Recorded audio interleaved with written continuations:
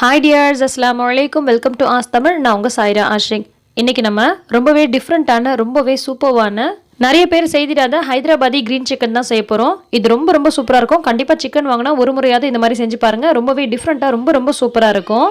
இப்போ ஒரு மிக்சர் ஜாரில் ஒரு கைப்பிடி அளவுக்கு கொத்தமல்லி தழை, ஒரு கைப்பிடி அளவுக்கு புதினா வச்சுருக்கேன்.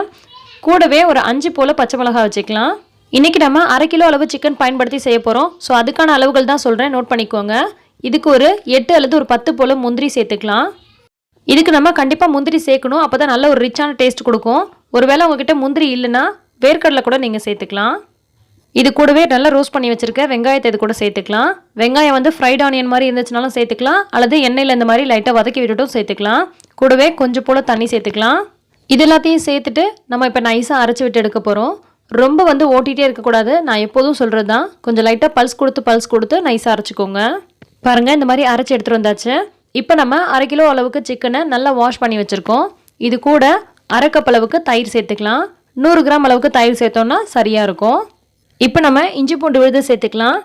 2 டேபிள் ஸ்பூன் அளவுக்கு இஞ்சி பூண்டு விழுது சேர்த்தோம்னா சரியாக இருக்கும். கூடவே தேவையான அளவுக்கு உப்பு சேர்த்துக்கலாம். உப்பு பத்தலைன்னா கடைசியாக கூட நம்ம சேர்த்துக்கலாம். ஸோ இதில் கொஞ்சமாக உப்பு சேர்த்துட்டு கூடவே 1/4 டீஸ்பூன் போல் மஞ்சத்தூளும் சேர்த்துட்டு இது ஒரு முறை நல்லா கலந்து விட்டுறலாம். இந்த ரெசிபி செய்கிறதுக்கு எந்த மாதிரி சிக்கனாலும் பயன்படுத்திக்கலாங்க. எலும்புகளோடு சேர்த்தும் செய்யலாம், அல்லது எலும்புகள் இல்லாத போன்லெஸ் பீஸ் இருக்கு இல்லையா, அதில் கூட நம்ம செஞ்சுக்கலாம். லெக் பீஸில் கூட செய்யலாம். இப்போ இது கூடவே நம்ம அரைச்சி வச்ச அந்த விழுதையும் சேர்த்துக்கலாம்.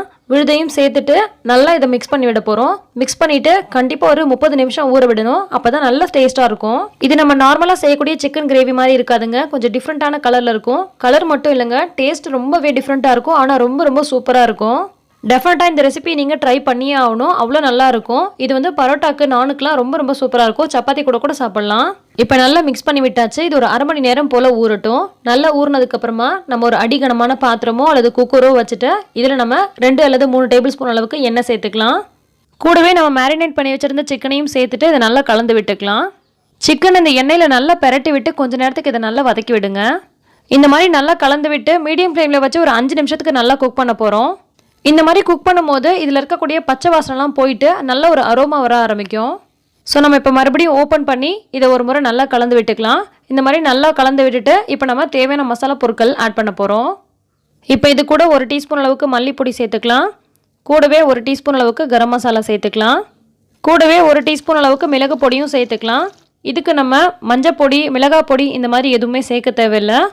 அரைக்கும் போதே நம்ம பச்சை மிளகாய் சேர்த்துருக்கோம், அதே மாதிரி மிளகு பொடியும் சேர்த்துருக்கோம். ஸோ இந்த காரம் தான் இதோட ஃப்ளேவருங்க. இதுக்கு நம்ம மிளகாய் பொடி சேர்க்கக்கூடாது.